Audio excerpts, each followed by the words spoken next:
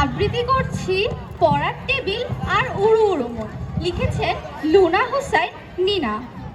Table জুড়ে বইয়ের পাহাড়, সামনে খোলা খাতা, অঙ্ক করতে বসলে কেন কামড়ায় শুধু মাথা।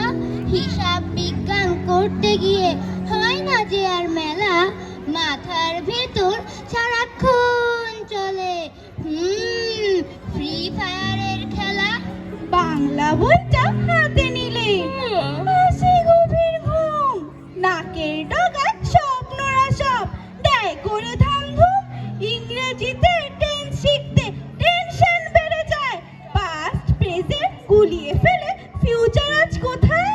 বই খাতা সব পড়ে থাকে, মনটা থাকে দূরে। ক্লাসের মাঝে স্বপ্ন দেখি অচিন কোনো পুরে। স্যার আসলে পড়ার চাপে মুখটা হয় যে কালো, পেছনের ওই বেঞ্চে বসে আড্ডা লাগে বেশ ভালো। মোবাইল ফোনটা পাশে রাখলে টুং টুং করে শব্দ, অমনি পড়ার মনোযোগটা হয়ে যায় যে জব্দ। ফেসবুক আর ইনস্টাগ্রামে কে কে দিল পোস্ট, তাই দেখে সারা দিনটা করছো তুমি রোস্ট।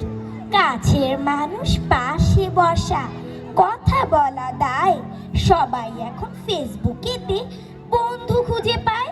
স্মৃতিশক্তি লোপ পায়, মাথা করে ঝিমঝিম, মোবাইল যেন জ্যান্ত ভূত, অতি ভয়ঙ্কর থিম। শোনো তবে বন্ধুরা সব, শোনো দিয়া কান, পড়াশোনা না শিখলে ভাই হবে অপমান।